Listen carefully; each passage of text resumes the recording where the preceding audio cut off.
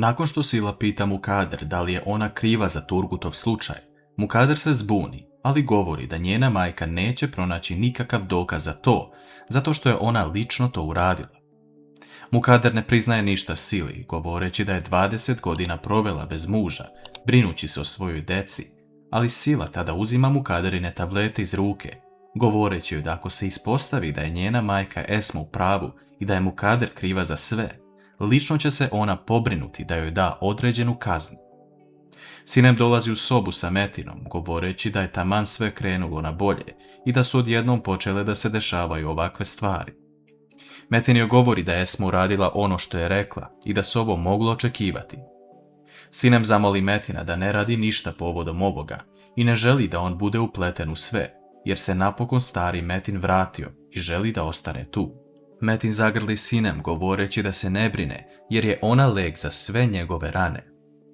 S druge strane, Esma saopštava Ertugrulu i Džemilu da je danas pokrenula postupak sa advokatom i da se Gulfem pobrinula za to. Ona dodaje da je advokat pretpostavio da je jedina osoba koja bi imala korist od Turgutovog života je zapravo Mukader, koju je sve ostalo, a Ertugrul i Džemil se zapitaju kako je advokat mogao odmah da okrivi Mukader. U tom trenutku neko kuca na vrata, a to su Džihan i Hančer.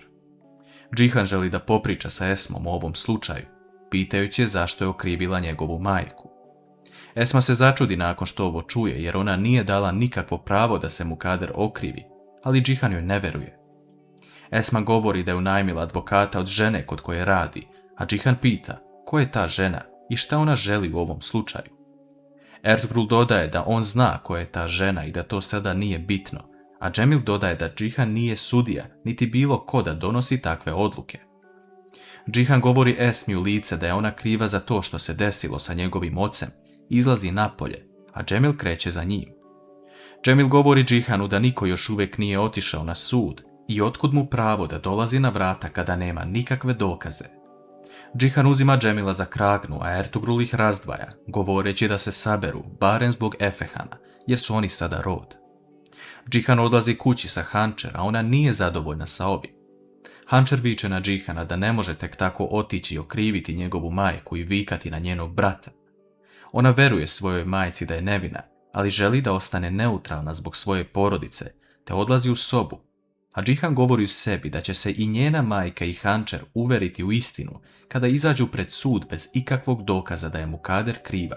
Esma plače u kuhinji, a Ertugrul dolazi da je uteši. Esma ne želi da se poruši mir njenoj ćerki zbog nje, a Ertugrul joj govori da je ovo njena sudbina i da je možda baš sve moralo da se desi da bi došlo do ovoga, te da će je uvijek podržavati. Gulsum nagovara Serveta u Olgino ime da kupi hranu za mačke i dođe do određene adrese kako bi se našli. Servet pristaje na sve jer mu se sviđa Olga, a i nakon Derinih laži da je bolesna on je pomislio da bi bilo bolje ovako da nastavi svoj put.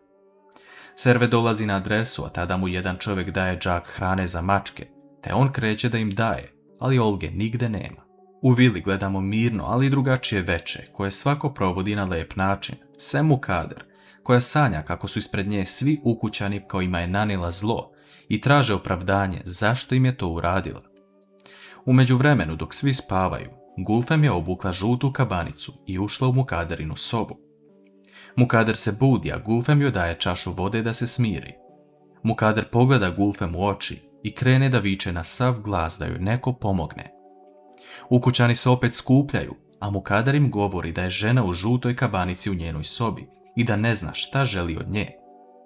Sinem krene u Mukaderinu sobu, ali Metin je zaustavlja te on ulazi i vidi Gulfem iza zida. Metin govori Sinem da ovdje nema nikoga i da može otići kod ostalih, a on govori Gulfem da će skupiti porodicu dnevni boravak, a da ona pre toga sve počisti kako ne bi bilo dokaza da je neko bio u sobi. Kako će se završiti Metinov i Gulfemin plan?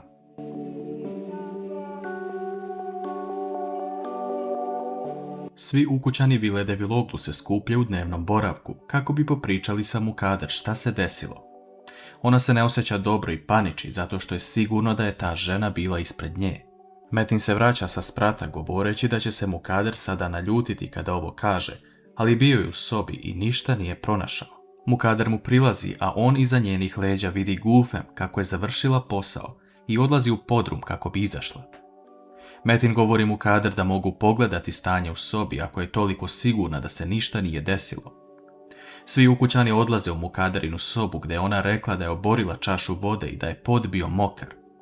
Gufem je uradila savršen posao da ni jedan trag nije ostao, a Mukader pipa pod, govoreći da je ovo bilo mokro. Džihan uzima čašu vode govoreći da je puna i da nigde nema tragova prosute vode. Nakon što izađu iz sobe, Hančer i Sinem komentarišu da je Metin možda u pravu i da Mukader počinje da umišlja neke stvari, a Hančer tada odlazi da posjeti Silu. Hančer govori Sili da joj Engin nije potreban da rodi to dete i da Nisa sigurno nije ništa rekla Enginu. Sila se još uvijek pravi da joj je stalo, ali niko ne zna da ona samo koristi ovu situaciju kako bi napakostila Enginu. Džihan i Metin se vraćaju u vilu nakon što su izašli napolje da pretraže da li ima tragova od te žene, ali po povratku nazad, Metin pita Džihana da li mu sada veruje, a Džihan samo ćuti. Sutradan ujutru Metin prilazi Sili pored bazena. On je pokrije jednim ćebetom, govoreći da je napolju hladno za jednu trudnicu, a Sili ovo biva čudno što se Metin ponaša ovako prema njoj. On govori da je tog dana kada ga je izvela iz klinike samo želeo da se osveti svima, ali nakon što je video svoju ćerku Mine, njegovo srce je osjetilo nešto drugačije, a to će i Sila uskoro saznati.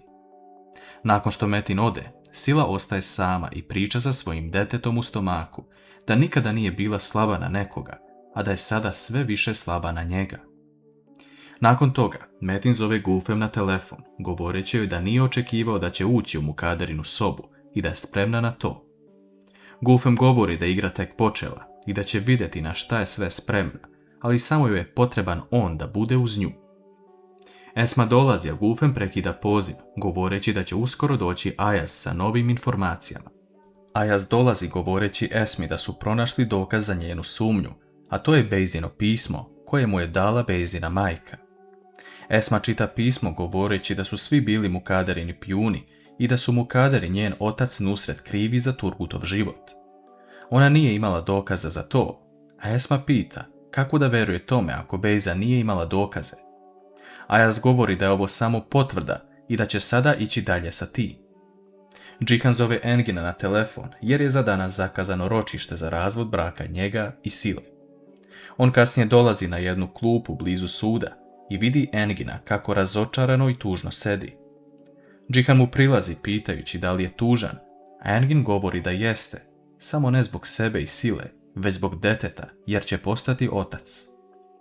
Džihan govori da je morao to da sazna na ovaj način jer Sila nikome nije dala da mu to prenese. Engin se tužno nasmeje govoreći Džihanu da bi on tako postupio i da ga razume, ali da ne može nastaviti da vodi život sa Silom. Šta će Engin na kraju odlučiti?